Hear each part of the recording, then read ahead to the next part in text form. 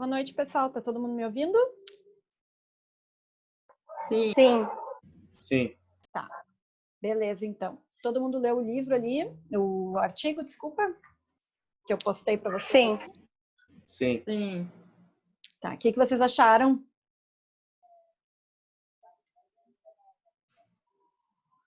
É um artigo muito bom, eu gostei. Que acontece. Isso. Ele escreveu muito o que acontece realmente. Sim. A cadeira de ateliê auxilia muito nas outras matérias e não dão tanto valor que o ateliê tem.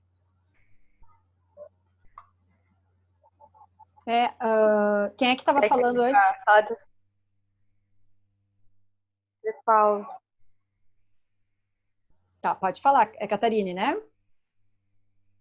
Sim, não, a gente até estava falando ali que eu li uma parte e fala sobre a disputa dos tempos, né? Que acaba ficando de forma igualitária. Isso eu achei bem bacana, até é uma coisa que acontecia aí que a gente está mudando um pouco também. Depois Sim. que tu entrou. É porque, na verdade, o ateliê de projeto, ele sempre, a gente fala que é uma disciplina de projeto, mas ele, na verdade, é uma disciplina multidisciplinar, né? E ele tem que ser a espinha dorsal da formação, né, dos estudantes como arquiteto, porque é no ateliê que a gente vai pegar o conhecimento de várias disciplinas, vai retomar com um enfoque um pouco mais específico, assim, direcionado para um problema que a gente se propõe a resolver, e vai testar isso na prática, né?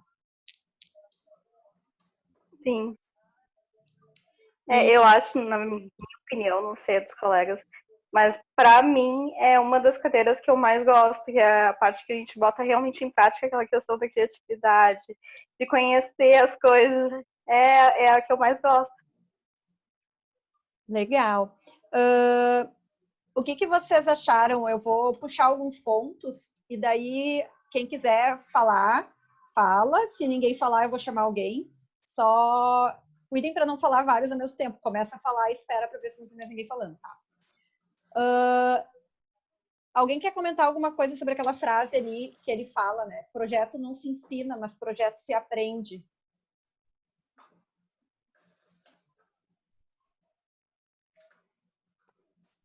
Eu acho assim. Pode falar. Eu estudava em uma faculdade que era pública e nós tínhamos 4 professores de ateliê. E era tipo assim, eram 4 opiniões diferentes. Cada professor falava uma coisa, você tinha um projeto. E o que eu achava interessante era que, tipo assim, ao mesmo tempo que a gente estava indo com ideias, o professor também estava passando as ideias, mas ao mesmo tempo parecia que eles estavam aprendendo com a gente também, entendeu?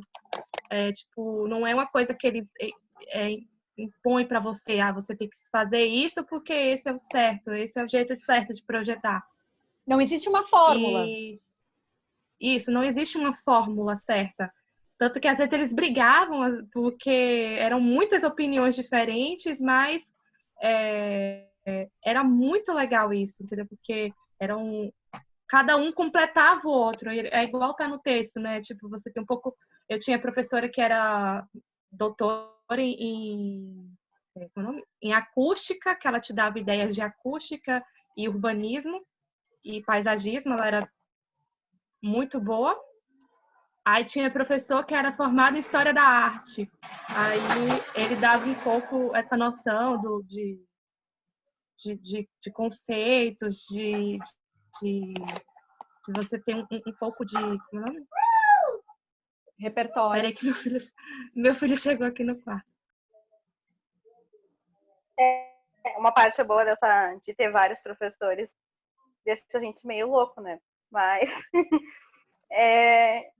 essa questão de cada um tem uma ideia, uma opinião, que tu acaba pegando um pouquinho de cada um, complementando no que tu tá aprendendo no momento, acaba criando um repertório, desenvolvendo o que tu tá aprendendo. Sim. Isso eu acho bacana. Até porque, geralmente, quando a gente lida com um cliente, é difícil ser um cliente só.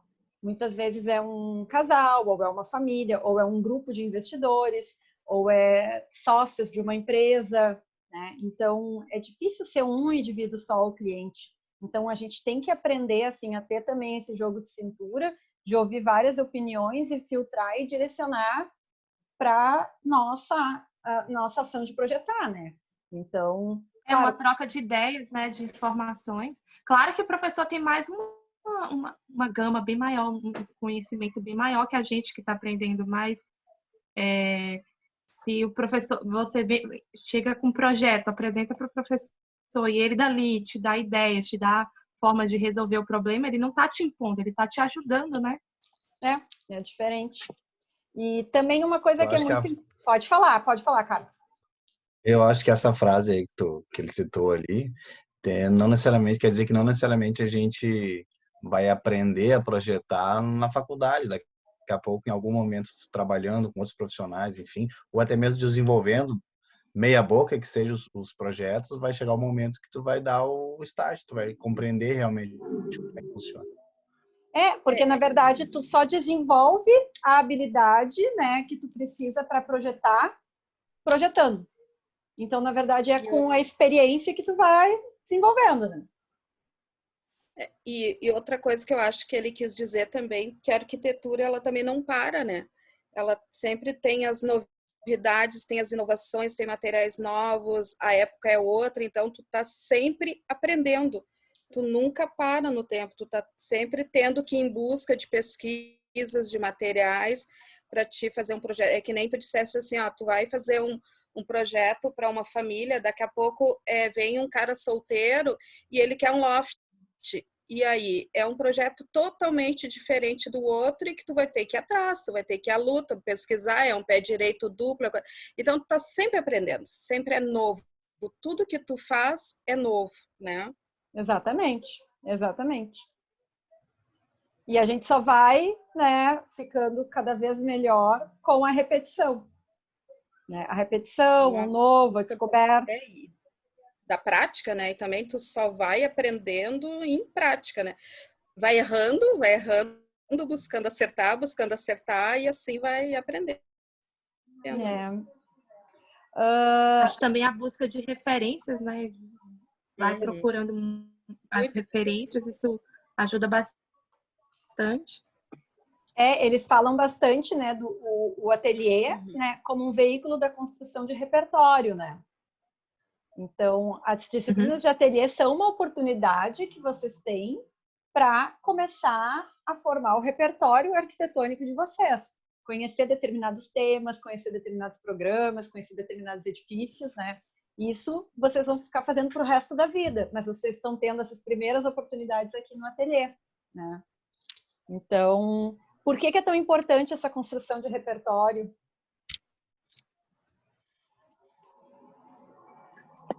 Porque te ajuda, né? Te traz ideias de como resolver problemas, programas. Tipo, você pega um restaurante para projetar e você tem que pensar no programa, de como funciona. Aí você busca projetos de referência de como ele resolveu. Igual você falou aquele dia, a saída do lixo. A saída do lixo não pode entrar, cruzar com algum outro, com a passagem de alimentos, por exemplo. Isso. Aí, com essas referências, elas te ajudam, te orientam para melhor projetar, né? Exatamente. Tem uma parte que o Mahfouz, né, o autor, ele fala um pouco ali sobre por que é importante nas disciplinas de ateliê também a gente retomar um pouco da teoria da arquitetura. Alguém quer falar um pouquinho sobre isso? Quem não falou ainda?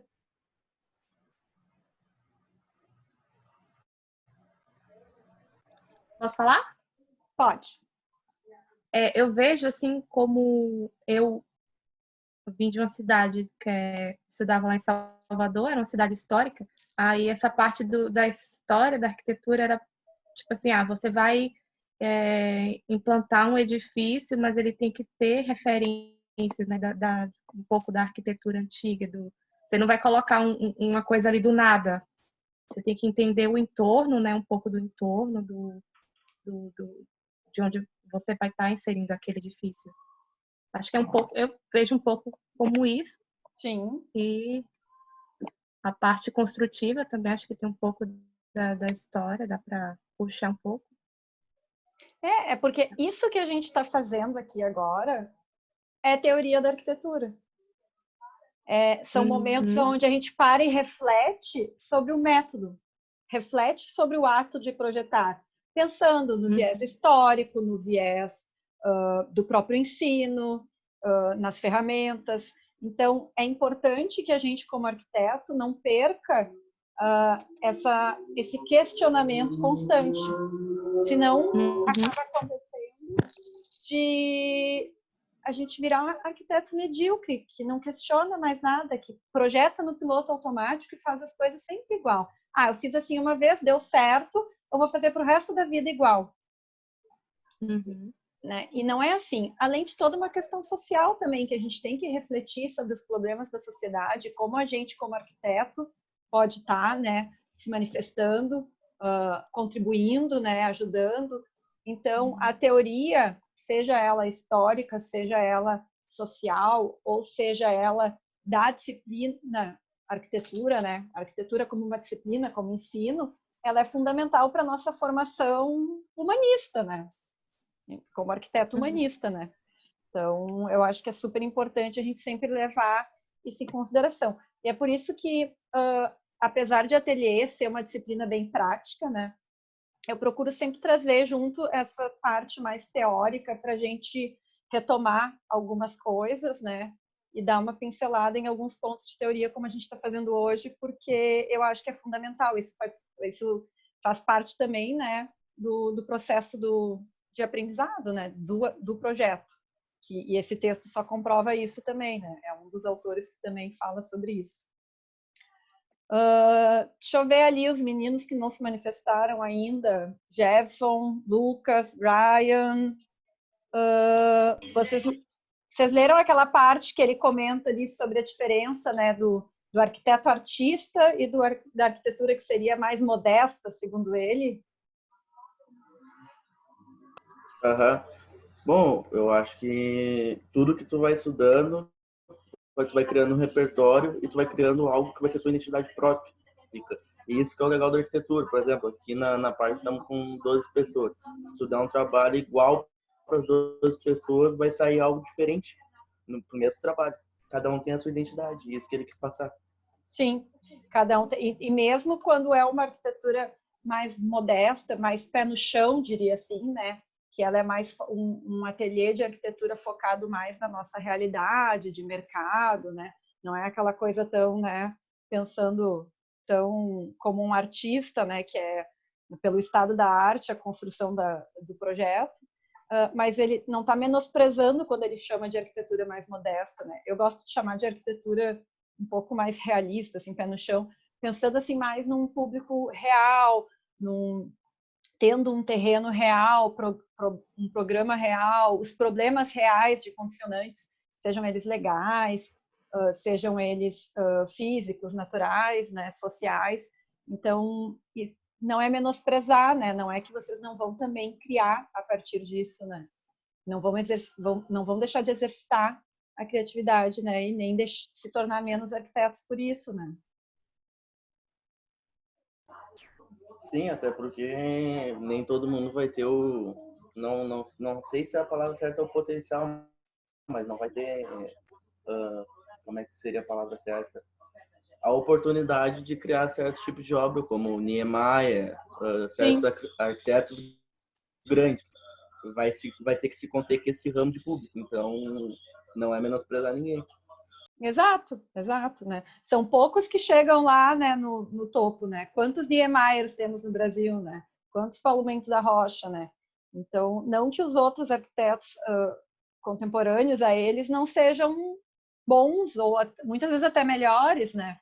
Mas é que tem a questão do estrelismo, né? Tipo, de oportunidade, de momento, de contatos, né? Então, a gente não pode se subestimar, né? E ele fala um pouquinho sobre qual tipo de arquitetura que se deve ensinar nas escolas de arquitetura. Ele cita ali alguns modelos, alguns exemplos do Loos, da Zaha Hadid, e dele usa o exemplo ali do arquiteto Frank Gehry. Vocês conhecem Frank Gehry?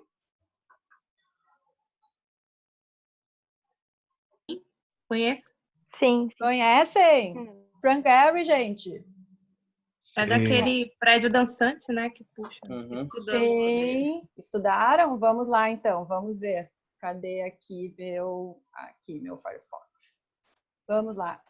Aqui, ó. Frank Gehry, para quem não conhece, não lembra, é esse cidadão aqui, tá? O Mahfouz usa como exemplo dele qual é o tipo de arquitetura que a gente deve ensinar, né? Que o próprio Frank Gehry, quando ele começou a projetar, ele fazia, né, alguns projetos, enfim, os projetos deles, em geral, tinham uma linha mais moderna, ou seja, mais formas puras, mais ou menos como o New World Memorial em Miami, tá? Então, assim, ele é mais, ele tem algumas adições aqui com umas figuras, né, umas formas com subtrações, torções, aqui algumas subtrações, mas em geral ele é um prisma, né? Ele tem uma forma mais ortogonal. Ele tem alguns Parece ilusionista essas formas dele. Ele é o autor do projeto também da AGO, que é uma Art Gallery em Ontário, Toronto, que já tem umas formas bem mais orgânicas, né? Vocês podem olhar aqui, né, na fachada. Então ele é toda uma curva assim, né, que faz assim, se projeta para frente, para cima da calçada, né? Então a calçada é aqui, as pessoas caminham e o prédio se projeta em cima, né? Então acaba dando esse efeito aqui dentro, ó. Olha só, né? Isso aqui aqui quando você está caminhando na galeria, você está caminhando na verdade em cima do passeio público. Tá? Então é um projeto bem legal também.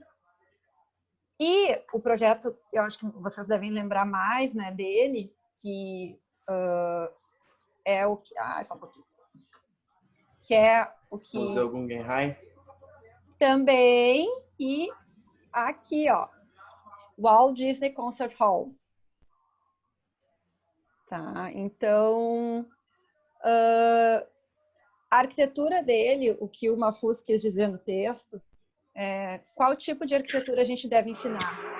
A gente deve ensinar uma arquitetura mais modernista, no sentido de retomar as formas puras, a geometria, né, mais ortogonal, né, as formas primárias. Por quê? Vocês entenderam o que ele disse ali no texto a respeito disso? É porque eu acho que é um pouco de estética, né? Mais plástica, assim, essas curvas, essas coisas assim. Às vezes o programa não funciona, não tem um programa é mais difícil. Não são todos os programas que aceitam esse tipo de geometria, né? E às vezes você faz ali primeiro volume, que tem estética maravilhosa, mas quando você vai encaixar o programa, não cabe. Ou na hora da estrutura, que você vai colocar uma estrutura aí cai um pilar no meio de uma sala, no meio de algum lugar, entendeu? Aí nem sempre funciona você pensar só na parte estética da forma em si. Aí acho que você colocar mais os pés no chão e tentar tirar algo mais funcional é mais interessante. Acho que é isso que ele quis passar um pouco, né? Isso é um dos pontos. Isso também é um dos pontos, bem colocado. Mas tem mais uma questão. Oi? O microfone estava no mudo. Frank Gehry, que projetou o museu de Bilbao. Estou encaminhando umas fotos para você. Isso. O de Bilbao é o Frank Gehry. É um projeto muito legal. Tá. Alguém tem mais... Quem vai falar sobre o outro ponto também que ele fala? Tem mais uma colocação a respeito disso. Por quê? Por que ele usou esse exemplo? O que ele falou ainda a respeito disso? Tem mais uma... Alguém se arrisca aí?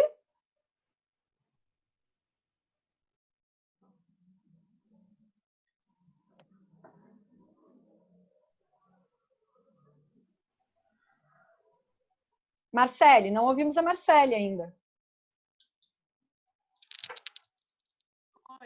Não, na verdade eu peguei e eu consegui ler até a parte do maneira de passar a arquitetura, né? Maneira de ensinar e como aprender, aquela maneira que as meninas estavam falando, eu consegui ouvir elas falando. Tá bom. E até ela tinha 4 professores de ateliê, né? Eu tive algumas cadeiras, eu cheguei a ter 3 professores. E às vezes tinha umas situações que os professores às vezes se contrariavam, falando, não, mas esse caminho é o mais difícil. Mas essa parte eu realmente acabei não chegando ainda. Quem quer complementar um pouquinho sobre isso? Que eu estava falando antes?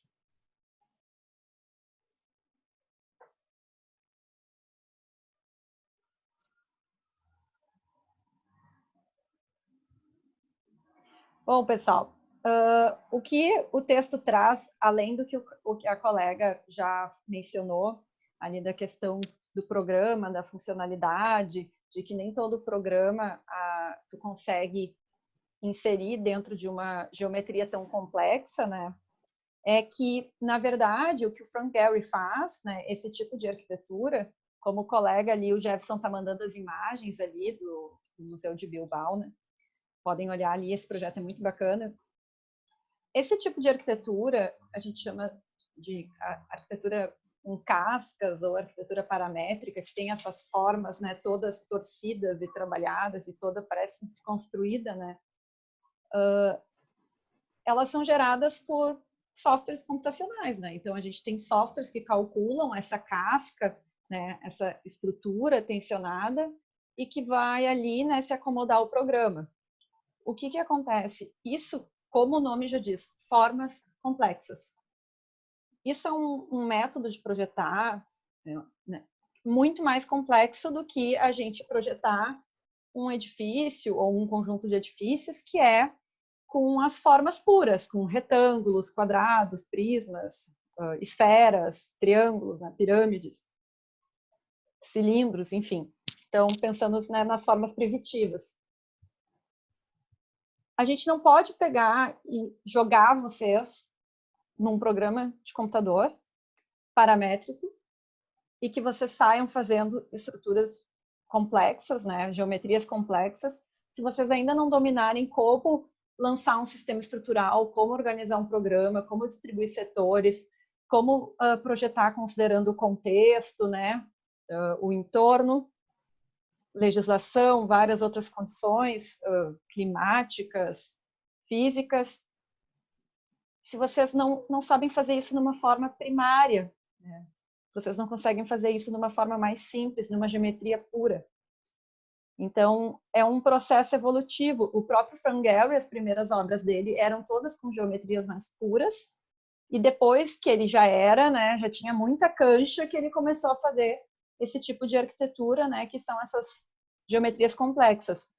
Então, não é que a gente ache que vocês, como estudante, não possam, ou que a gente está aqui para podar vocês.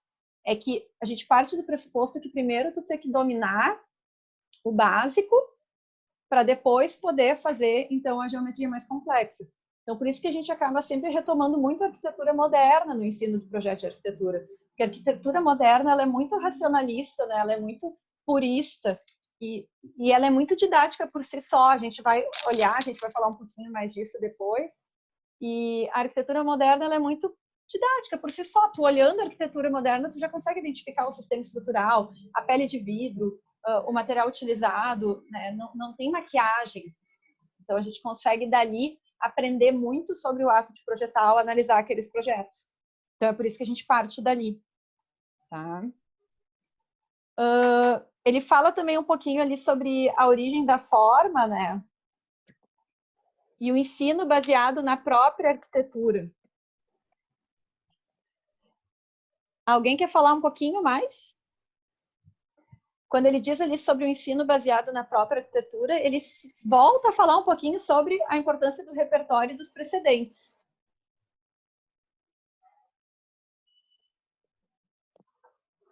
Acho que foi bem a parte que ele fala de você buscar referências, não foi? Uhum. Que aí ele acaba voltando a ser a própria arquitetura que a referência te traz tudo, né? A referência histórica, a referência, a parte de tudo, aí te dá um pouco... Sim. Porque o que ele diz ali, né, que é um pouco do que o arquiteto Kahn já falou também, né? Tem uma frase do Kahn que eu adoro, que é assim, devemos projetar utilizando rodas redondas. Ou seja, as rodas redondas já foram descobertas, né? As rodas redondas já existem, a gente não tem que quebrar a cabeça tentando pensar no melhor formato da roda. Alguém já fez isso. Sim. O que a gente pode fazer é pensar formas de utilizar melhor a roda redonda ou pensar em projetos de veículos que vão utilizar rodas redondas que vão funcionar. Então, é mais ou menos isso que ele fala, né? Tu estudar o precedente, olhar como ele foi projetado, entender aquele projeto, destroçar aquele projeto, sabe? Entender toda a complexidade dele e, a partir disso, tu vai aprender sobre arquitetura e o teu projeto, na verdade, vai ser fragmentos disso que tu acabou de destroçar num projeto de outro arquiteto. É como se tu pegasse partezinhas do projeto e recompusesse, né, com outra forma, com outras estratégias, né? Tipo, tu tem o mesmo vocabulário e tu vai reescrever o texto, usando o mesmo vocabulário, mas vai ser um texto diferente. Né? Então, é por isso que é tão importante o conhecimento, né, do precedente, o estudo do repertório. Né? Ele até fala para redesenhar, repensar, reprojetar, né? Você já tem um projeto pronto, se você pegar ele e redesenhar, você vai ter soluções, te dar mais soluções para o seu projeto, né? Para o que você está pensando. Analisar o projeto em si, o que já existe, né? Sim. Te dá essa ver soluções, ver... Eu não sei quem foi o professor que me falou isso, mas pode ser até assim, a questão de que o projeto ele não termina, ele dá por encerrado, porque o projeto sempre dá para adicionando mais alguma coisa. Fui eu sempre digo isso. Essa parte se encaixa bem no que a gente está falando agora. O projeto sempre vai ter alguma coisa para adicionar a mais. Então, chega uma hora, tá bom, é aqui que é o ponto de partida para começar. Exatamente. Bom, pessoal, o nosso tempo dessa live aqui está acabando, tá? Eu já recebi o aviso aqui do Zoom. Eu tenho mais algumas coisas para falar para vocês, tá? Hoje a nossa aula vai ser bem densa, a gente tem bastante conteúdo, tá? Eu quero que vocês olhem ali no Moodle, eu postei 3 PDFs para vocês, tá? São os PDFs de PowerPoint que eu vou passar logo mais. Análise compositiva, né? Análise da forma, os aspectos formais, os aspectos funcionais e os aspectos tecnológicos, tá? Eu quero que vocês olhem, tá? Esses PDFs, baixem, estudem, leiam eles, tá? Rapidamente. Eles são bem rapidinhos porque tem muita imagem. Tá?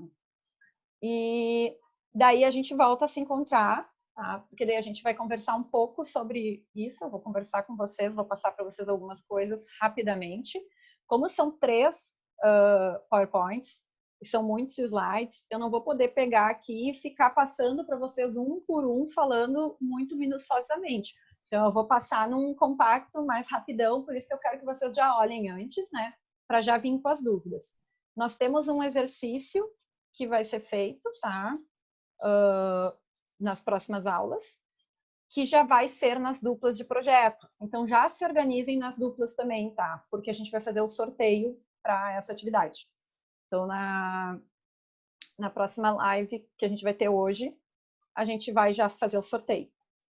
Agora são 8 horas, tá? Eu acho que uns 40 minutos, 45 é suficiente para vocês olharem os 3 PDFs. Pode ser? Sim, Pode ser. Pode. Tá, então eu vou agendar aqui uma outra live para 20h45, tá? Vou botar ali no Moodle também. Então, 20h45 nos encontramos para a gente dar continuidade, fazer o sorteio, já se organizem nas duplas de projeto, fazer o sorteio e vamos conversar sobre o assunto dos 3 PDFs ali, dos aspectos formais, funcionais e tecnológicos. Certo, pessoal? Até. Tá, até logo mais. Até.